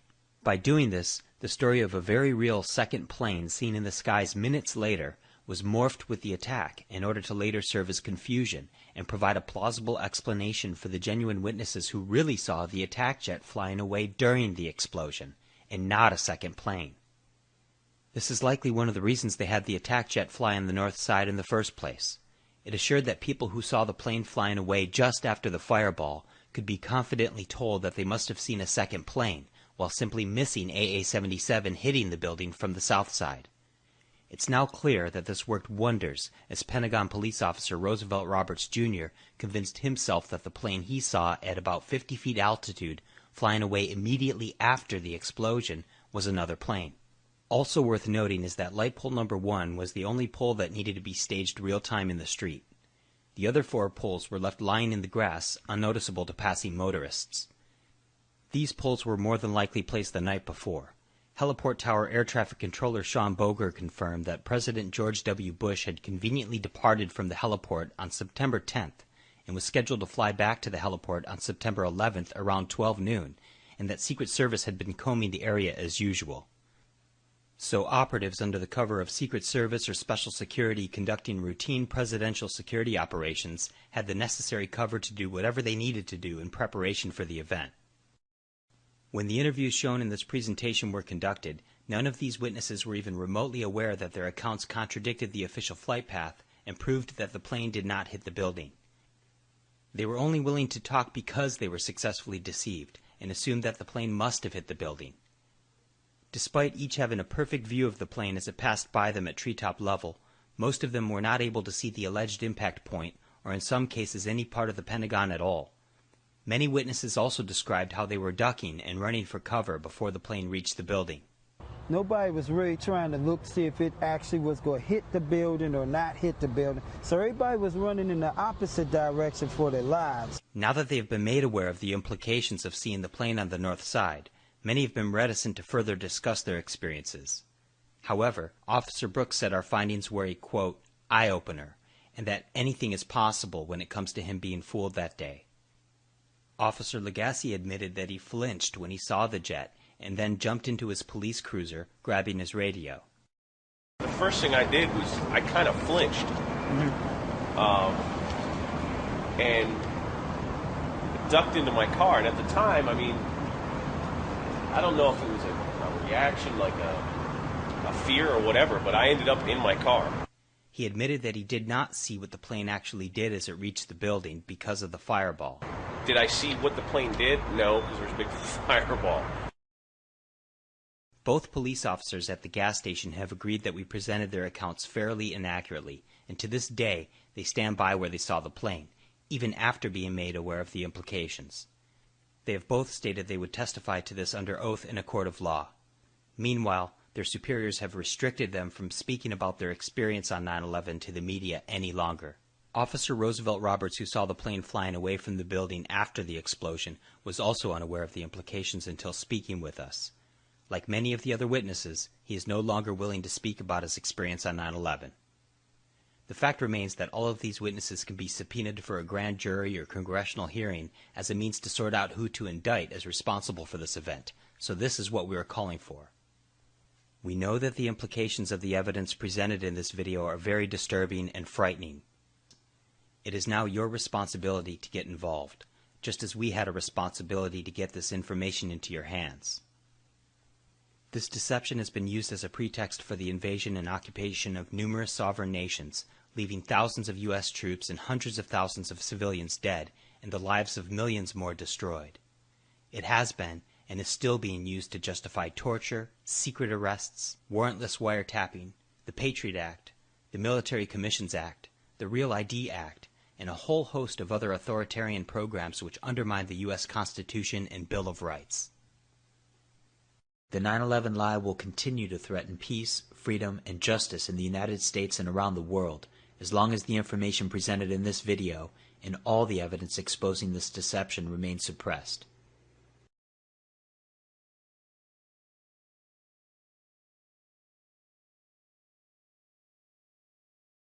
Outside the Pentagon, CNN's military affairs correspondent Jamie McIntyre. And Jamie, you got very close to where that plane went down. That's right, Judy. A while ago, I walked right up to next to the building. Firefighters were still trying to put out the blaze. The fire, by the way, is still burning in some parts of the Pentagon. And I took a look at the huge gaping hole that's in the side of the Pentagon. But from my close-up inspection, there's no evidence of a plane having crashed anywhere near the Pentagon. The only site is the actual side of the building that's crashed in, and as I said, the only pieces left that you can see are small enough that you could pick up in your hand. There are no large tail sections, wing sections, a fuselage, nothing like that anywhere around, which would indicate... By the way, Afghanistan's ruling Taliban movement on Tuesday said that Osama bin Laden, they are closely allied with him, was not responsible for the attacks on the United States. What happened in the United States, according to the Taliban, was not a job of ordinary people. It could have been the work of governments. Osama bin Laden cannot do this kind of work. Neither can we, a Taliban spokesman said from the southern city of Kandahar. The Taliban, of course, a very militant and very conservative Islamic organization and widely believed to be harboring Osama bin Laden, a very wealthy Saudi dissident.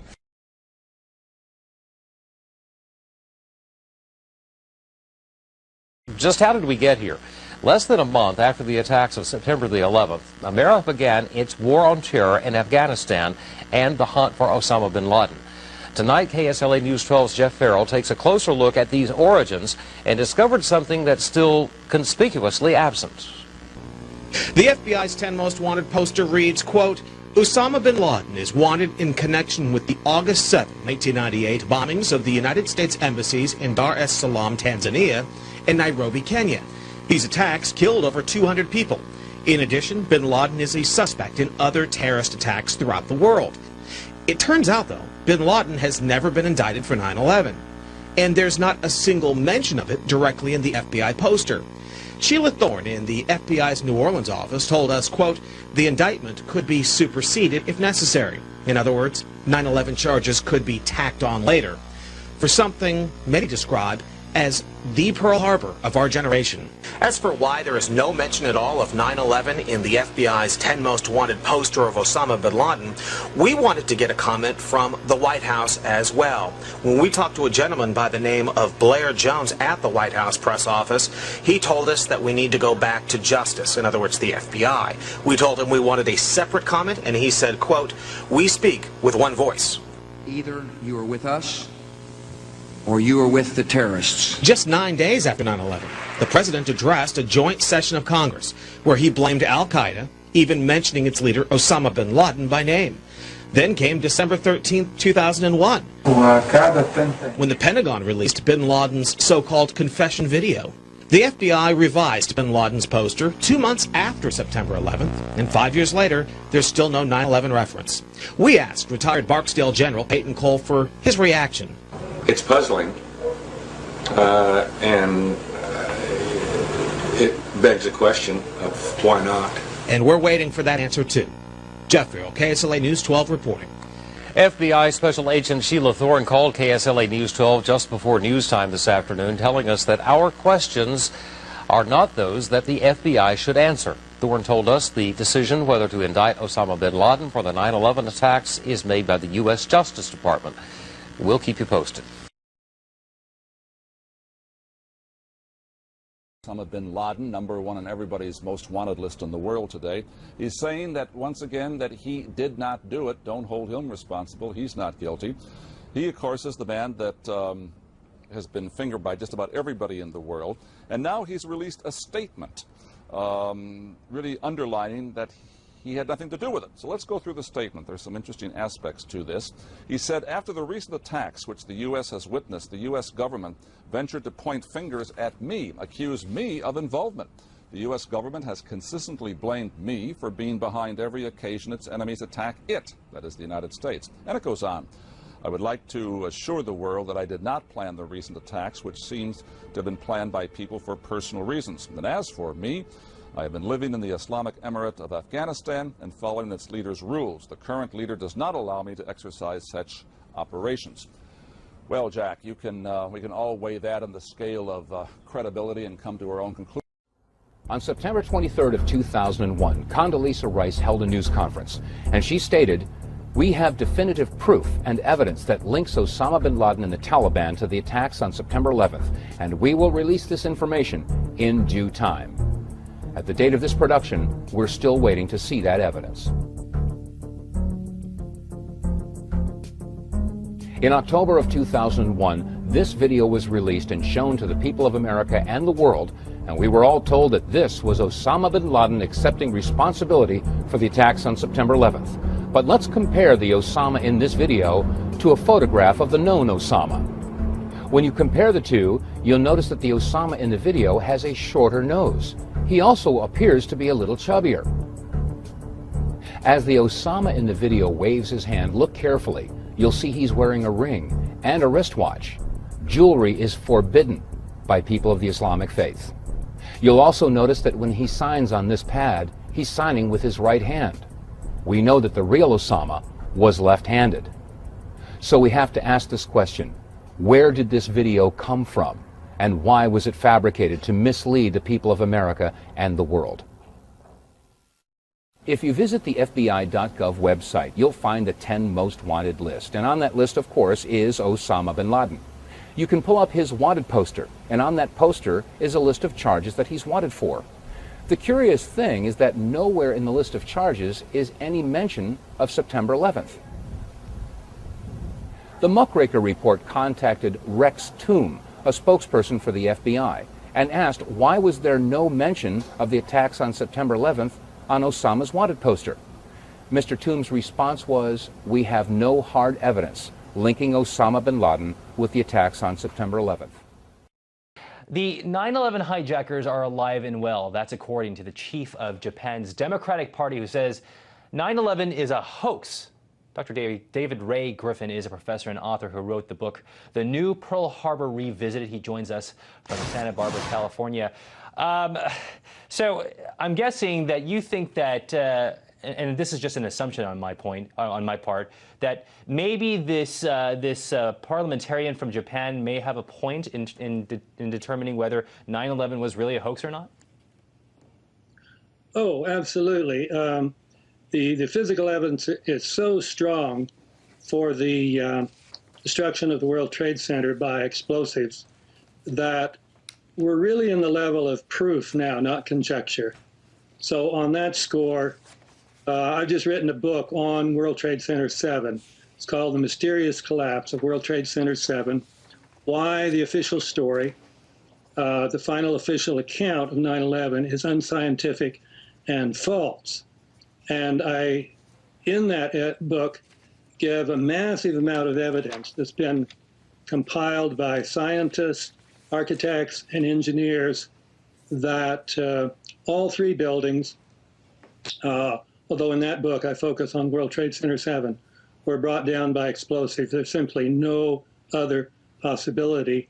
And the only way that NIST, the National Institute of Standards and Technology, which wrote the official report, the only way they were able to deny that was to commit massive scientific fraud, which in simple words simply means they lied, and they lied. Dr. Griffin, the politician who I'm talking about in Japan, his name is Yukihisa Fujita, and his claims are that 8 of the 19 hijackers are still alive and well, that this was all created by not necessarily terrorists, but people who were trying to benefit off the stock market. How much of this are you buying? How much of this argument are you buying from Mr. Fujita? Or do you believe that it is kind of an inside job, but for other reasons? Well, first of all, we have to be careful about this Washington Post editorial. Fujita himself says that they really distorted what he said. So we can't take that too seriously. But that said, certainly let's take the issue of the hijackers, whether there were 8 or so.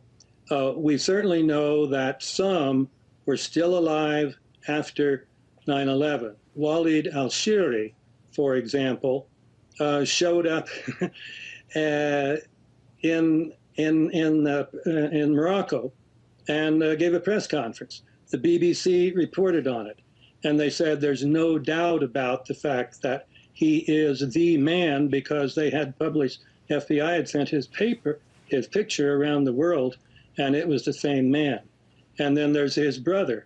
And yet when the 9/11 Commission wrote its account, they said that Walid and Wael al-Shiri were the ones probably on Flight 11 who stabbed the flight attendant. So they just ignored the fact that these two guys were still alive. Dr. Griffin, real quickly, then the question becomes to you, why? Why would the government kind of cover this up, hide all this information? Well, what we have here is an extreme example of something that governments, imperialistic governments, have done for a very long time. They're called false flag operations. You attack your own people, you blame another country or another group that you already had reasons to want to attack. Hitler did this when he was ready to attack Poland. That's how World War II got started. Japan did it when they were ready to attack Manchuria. That's how the Asian part of World War II got started. Our government did it in this case, planting evidence that these attacks were carried out by members of Al-Qaeda. But it's interesting that even our FBI says they do not list Osama bin Laden as wanted for 9/11.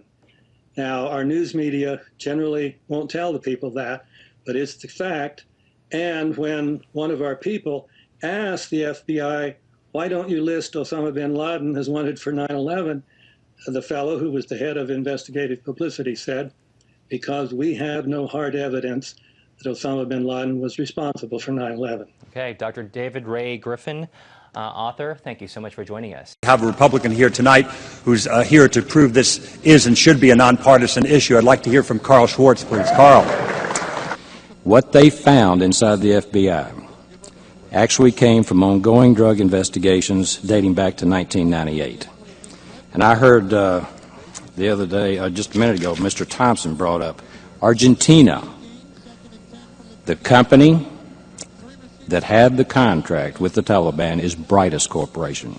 They are from Argentina.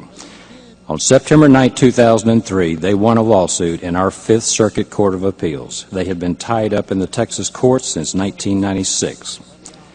They won $500 million in a judgment for interference of contract in Turkmenistan. The only remaining thing was to take the Taliban and Brightest out. And then we control it all. We control the Caspian Basin oil. We have the pipeline to get it to the sea. The oil and gas in the Caspian Basin, in current dollars, is worth somewhere between $11 and $12 trillion. If you look at who was on the 9/11 Commission, on the Democrat side, who was directly benefiting,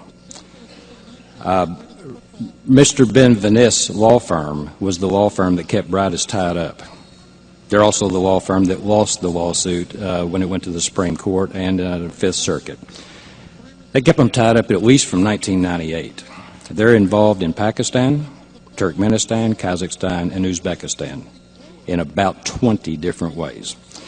You got the guy Thompson, the Republican governor, former governor of Illinois. He is sitting on the board of FMC. They have an oil and gas subsidiary. They make equipment. They're selling a lot of it overseas in the Caspian.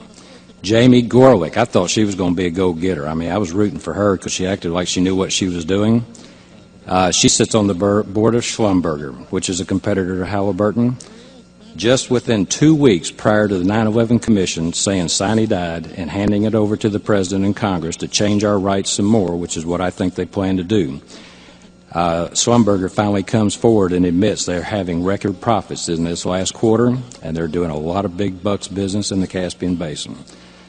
If you look at the reality that Brightest had a contract with the Taliban, we had landlocked oil and gas deals. We had to get it to the ocean. We had people actually doing business in Pakistan. You literally have to look at 9/11 and all of those foregoing issues as inseparable. There is your Pearl Harbor. I call them financial terrorists. I don't know what you would call them. The Gulf oil spill is undeniably the worst environmental disaster in human history. In this video, we will identify the key factors which led to this disaster, reveal some of the key history behind oil, and talk about the real problems we face as a civilization addicted to oil. This video will outline the basis for the suppression of alternative energy technologies, as well as expose the inner workings of the corrupt infrastructure that we must overcome in order to kick our oil habits and restore peace and freedom.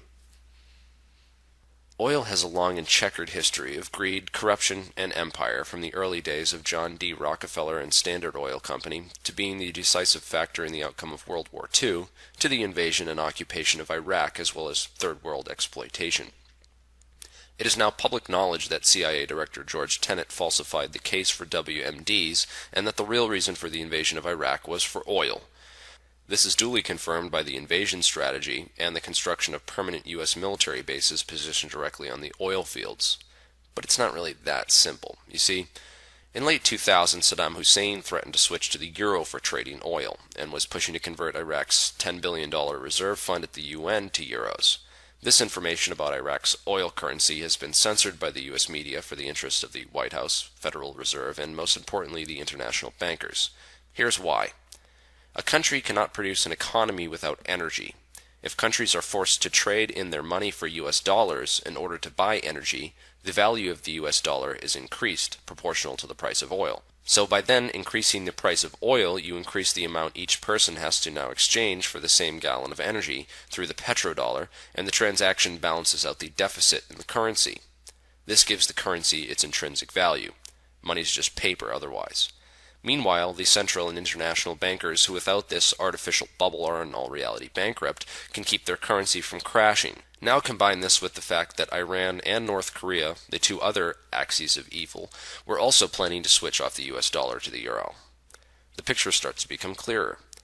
The banking systems of the Western world and most of the globe rely on the commoditization of finite raw resources that are forcefully traded through the US dollar in order to keep their currency and economic frameworks afloat.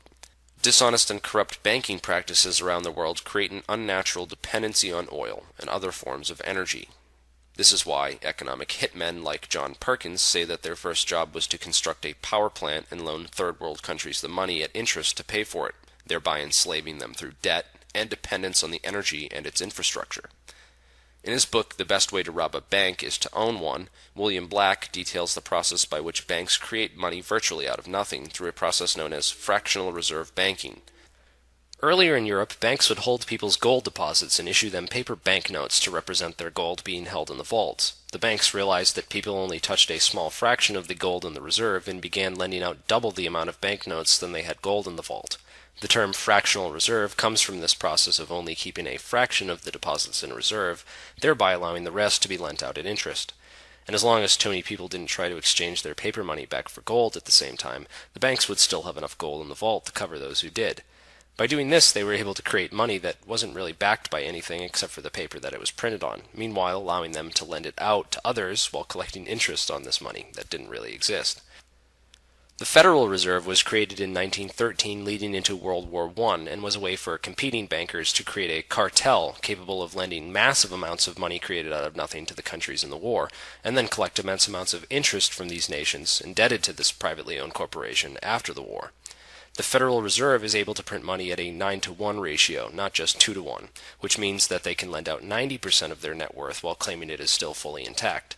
This money is then lent to other banks where 90% of that money can then be lent out again over and over through this fractional reserve process until $100 can be turned into $10,000 out of thin air.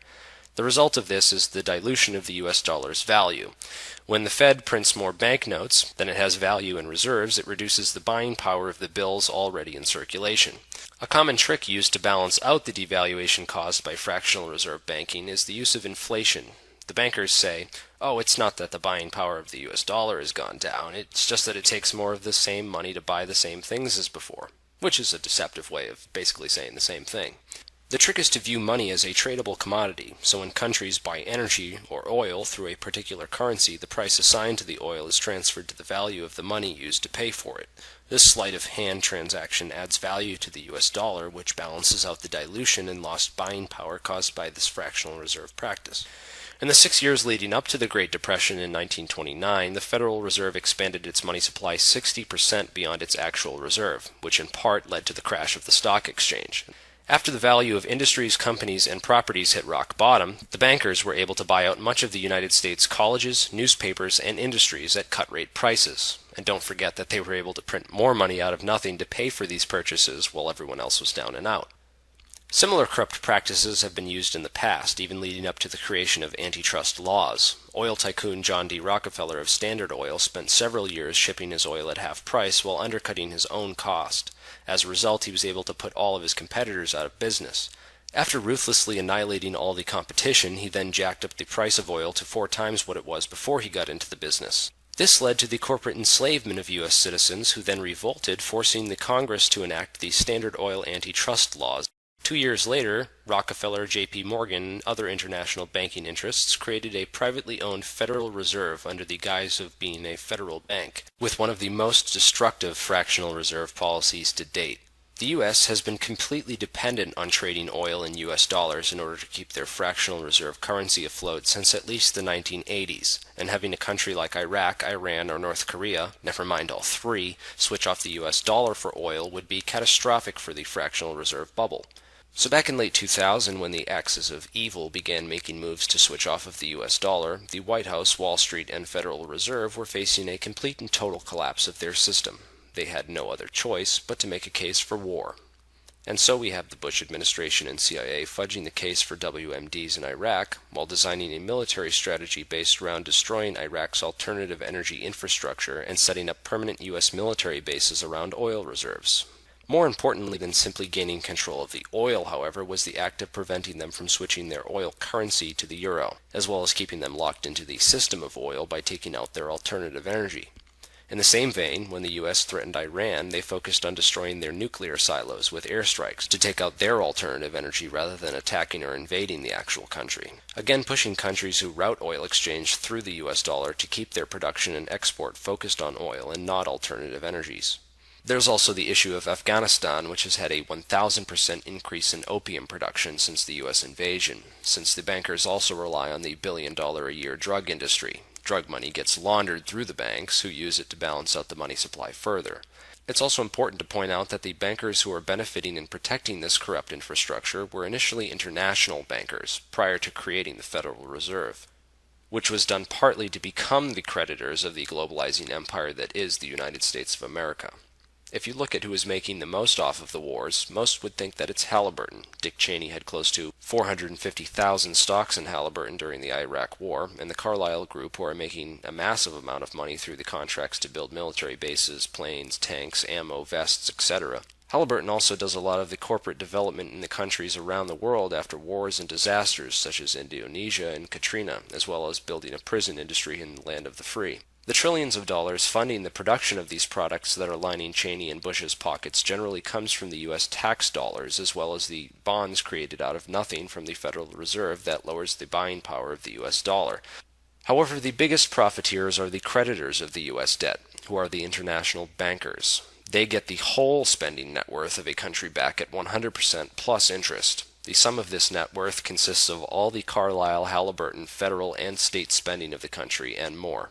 The banking empire remains in the background, while cronies like Bush and Cheney are able to make large sums of money while appearing to be the top of the corruption. There is nothing more important to geopolitical expansion as effective expendability. Potential fall guys who take the limelight. They're the ones who take the public risk to make money off of geopolitical and military policy, but are expendable and replaceable under the greater international owning class. This international owning class can invest anywhere in the world and seems to drift further and further away from national identity or accountability. During the Bush administration, Dick Cheney deregulated oil drilling policy, which resulted in BP not being required to follow safety standards, but only while inside the U.S. The entire BP oil spill disaster, which is set to kill all the sea life in the North Atlantic in the next 50 years, could have been prevented by the purchase of a simple safety device known as an acoustic switch. On the heels of record profits for BP, the cost of the switch amounted to 1/7%. Compare that with the cost of the cleanup of this disaster. In order to survive as a species, prevent wars for oil, and corrupt economic systems dependent on the continuation of these practices, humanity can no longer tolerate the multilateral damage caused by the oil industry's stranglehold on raw energy. The time is now, and most of the technology is already here. It is up to us, as a human race, to work towards the development of alternative energies, clean energies, renewable energies. The notion of a U.S. war on terrorism is simply a fraud. There is no war on terrorism. The Anglo-Americans are backing terrorists exactly when and where it suits them, from Chechnya to Cuba to other points around the world. This is a typical British strategy. You've got to know the name of Brigadier General Sir Frank Kitson. He was the British operations officer in Kenya at the time of the Mau Mau.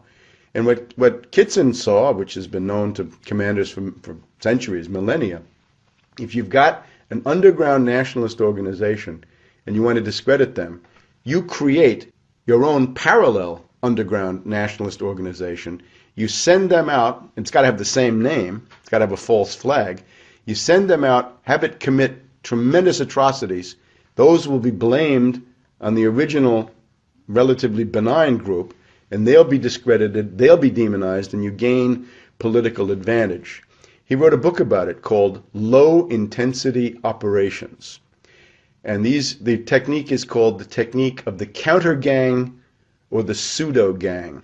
Just as Al-Qaeda, in the broader sense, is a pseudo gang or counter gang created by U.S. and British and Israeli intelligence. It's a counter gang against normal Arab nationalists or anybody with any positive agenda for reform or independence or development anywhere in the Arab world, they can always be labeled al-Qaeda. The reductio ad absurdum of this is President Chavez of Venezuela, after giving Bush a hard time at various conferences and doing things to undermine the dollar, the neocons are now accusing President Chavez of being a member of al-Qaeda. So you can see how easy it is to demonize somebody once you've got a good counter gang going. There's an oligarchical consensus in the United States, inspired by the neocons, inspired by Samuel Huntington and the rest of them, which is that without an enemy image, you cannot have an oligarchical society. Ultimately, that's the why, because if you look at this, you say, terrorism, endless war, why, who benefits? Those who benefit are the beneficiaries of the current system, financiers primarily. They feel that without the diversion of a war, they cannot maintain social relations, property relations in the current form, and this they are determined to do. So they have manufactured, in a complete hysteria, a largely fictitious external enemy. You remember 1984 by George Orwell. Julia at one point says, I don't even think there is a war, it's just a fake to keep people under control. Orwell, I think, had a very good understanding of some of these psychological mechanisms.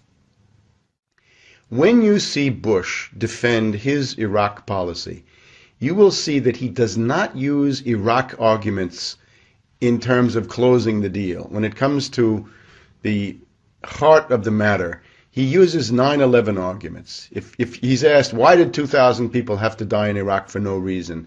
The answer is 9/11, the lessons of 9/11. I know it's hard, but these are the lessons of 9/11. With that kind of demagogy, he's able to keep a hard core of 30 to 35% of the American public. With 30 to 35%, he will be able to stay in office and wage war indefinitely. He'll be able to go for a wider war. He can manufacture new 9/11s to firm up that base. He and Cheney can provoke incidents that will lead to war with Iran, with Syria, with Venezuela, with North Korea. There's no limit to this. It has no bounds. The only way to begin to attrit and to erode and to break up his 30 to 35% base is to begin dismantling the myth of September 11th.